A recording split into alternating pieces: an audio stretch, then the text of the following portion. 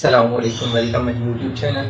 आज हम पढ़ेंगे स्टर्नम द स्टर्नम। सबसे पहले हम इसकी डेफिनेशन देखेंगे, उसके बाद इसके फंक्शन, फिर इसके स्टर्नम के पार्ट्स को हम डिटेल में पढ़ेंगे। अगर आपने अभी तक मेरा यूट्यूब चैनल सब्सक्राइब नहीं किया तो जल्दी से कर लें। सबसे पहले हम स्टर्नम की डेफिनेशन देखते हैं। The sternum is a flat dagger shaped bone located in the middle of the chest. जो स्टर्नम है ये हमारी अगर टाइप्स में बोन की टाइप्स में काउंट किया जाए तो ये फ्लैट बोन में काउंट की जाती है स्टर्नम बोन को। और ये कहाँ पे लोकेटेड होती है और डेजर शेपेड बोन। और ये इसकी जो शक्ल है या शेप होती है वो होती है चाकूनुमा होती है, जिस तरह चाकू होता है उसी शेप की होती है। और ये हमारे middle of the located in the middle of chest, और ये हमारे सीने के दरमियान में पाई जाती है, या हम ये भी कह सकते हैं लोकेटेड बिटवीन रिब्स, यानी कि हमारी फसलियों के दरमियान में पाई जाती है। और अब इसके हम फंक्शन की अगर बात करें स्टर्नम के फंक्शन की, तो the sternum serves an important function in the body. The ribs are connected to it by the costal cartilage. जो स्टर्नम है ये हमारी पूरी बॉडी में जो हमारा रिब्स केज है, इस रिब्स केज को बनने में मदद करता है, उसकी हेल्प करता है। और जो रिब्स है इससे कनेक्टेड होती हैं बाई कोस्टल कार्टिलेज। जिस तरह लिगामेंट्स होते हैं यानी कि वो बोन टू बोन कनेक्ट करते हैं, इसी तरह हमारे अंदर जो ये है कोस्टल कार्टिलेज है, ये रिब्स को कनेक्ट करता है हमारी बोन के साथ, हमारी स्टर्नम के साथ कनेक्ट करता है हमारी रिब्स को। कौन करता है? Costal cartilage. ये जो कोस्टल कार्टिलेज होता है ये फ्लेक्सिबल होता है, क्योंकि जो हमारी रिब्स हैं जब हम सांस लेते हैं, इनहेल करते हैं और एक्सहेल करते हैं, तो हमारी जो फसलियाँ हैं ये सिकुड़ती भी हैं और फैलती भी हैं। इनमें यानी कि सिकुड़ाव और फैलाव होता है। और ये कोस्टल कार्टिलेज फ्लेक्सिबल होता है और इसी की वजह से होता है। और वैसे जब मूवमेंट करते हैं तो कोस्टल कार्टिलेज हेल्प करता है उससे, यानी कि डैमेज होने से बचाता है, फ्रैक्चर से रिब्स को। उसके बाद the sternum protect his vital areas and complete the circle of ribs cage, the ribs cage. Sternum जो है ये रिब्स केज बनने में हमारी मदद कर रहा है, यानी कि जो रिब्स हैं ये पीछे बैक साइड से तो वर्टिब्रा के साथ कनेक्ट होती हैं, लेकिन फ्रंट से कनेक्ट होती हैं हमारे स्टर्नम के साथ। और यानी कि जो रिब्स केज है ये इसी स्टर्नम की वजह से ही बनता है।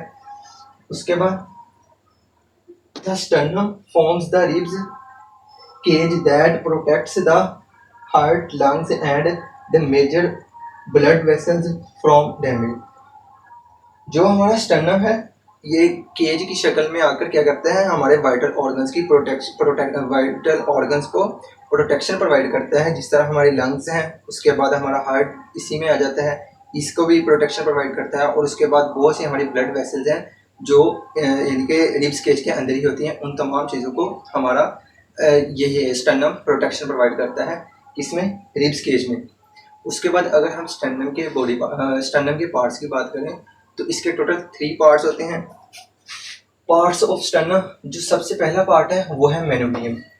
स्टर्नम का जो पहला पार्ट है उसका नाम है मेनोब्रियम, और जो सेकंड पार्ट है उसका नाम है बॉडी ऑफ स्टर्नम, और जो लास्ट पे आ जाता है वो है ज़िगोइड प्रोसेस। जो स्टर्नम है ये इसके जो 3 पार्ट्स हैं, अगर हम इन्हें देखना चाहें तो ये न्यू बॉर्न बेबी में देखे जाते हैं, जबकि यही 3 पार्ट जो है ये फ्यूज हो जाते हैं, आपस में जुड़ जाते हैं अडल्ट में। यानी कि अडल्ट में जो स्टर्नम है हमें वो सिंगल बोन में ही देखने को मिलता है, जबकि यही अगर हम न्यू बॉर्न में देखें तो इसके तीनों जो पार्ट है बोन के वो इजीली शो हो रहे होते हैं, हम देख सकते हैं। अब हम इन्हें पार्ट्स ऑफ स्टर्नम को डिटेल में पढ़ेंगे और इनसे देखेंगे कौन कौन सी रिब्स कनेक्ट हैं। अब हम देखेंगे स्टर्नम के पार्ट्स, यानी कि स्टर्नम्स की जो सी बोन्स हैं हम उन्हें देखेंगे। सबसे पहले जो स्टर्नम की बोन्स है उसका नाम है मेनोब्रियम, और जो सेकंड पे है उसका नाम है स्टडी ऑफ स्टर्नम, और जो लास्ट पे उसका नाम है ज़िगोइड प्रोसेस। स्टर्नम को ब्रेस्ट बोन भी कहते हैं। सबसे पहले अगर मेनोब्रियम की बात की जाए तो the manubrium also called the handle is located at the top of the sternum is in the body. 1 or 2 pairs ribs are attached directly. जो मेनोब्रियम है ये सबसे ऊपर पाई जाती है, और ये इसे हैंडल भी कहा जाता है, क्योंकि हैंडल इसलिए कहा जाता है क्योंकि जो स्टर्नम के टॉप पे मेनोब्रियम है इसके साथ ऊपर से क्लेविकल बोन भी अटैच जो होती है, और इसके साथ 1 to 2 एक या 2 जो पेयर्स हैं रिब्स के वो भी इसके साथ अटैच होते हैं डायरेक्टली। और ये कहाँ पे लोकेटेड होती है, ये टॉप पे यानी कि सबसे ऊपर जो है स्टर्नम के सबसे ऊपर टॉप पर मेनिब्रियम लोकेटेड होती है। उसके बाद बॉडी ऑफ स्टर्नम, ये जो सी बॉडी ऑफ स्टर्नम है इसे ये मेनिब्रियम और जीफर्ड प्रोसेस के भी सेंटर में आती है और रिब्स के भी सेंटर में आती है, और इसे चेस्ट बोन, ब्रेस्ट बोन, इसे भी यही कहते हैं बॉडी ऑफ स्टर्नम को। उसके बाद the body of the sternum is the middle portion of the sternum which is a long narrow flat plate that forms the center of the front of the chest. 3 to 5 ribs are attached. जैसे मैंने आपको बताया जो body of sternum है ये बीच में होती है, यानी बिटवीन मेनिब्रियम एंड जीफर्ड प्रोसेस के, और रिब्स के भी सेंटर में होती है। और दूसरा जो ये है कि ये अगर स्टर्नम की बोन्स में इसे बोन्स के साथ कंपेयर किया जाए तो ये उनकी निस्बत ये लेंथी होती है, लंबाई में ज़्यादा होती है। और अगर चौड़ाई की बात की जाए तो ये चौड़ाई में भी ज़्यादा ही होती है। और इसके साथ जो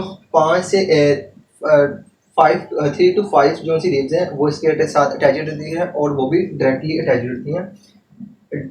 अब हम देखते हैं जीफर्ड प्रोसेस, ये लास्ट बोन है स्टर्नम की, और the xiphoid process also called tip is located on the bottom of the sternum.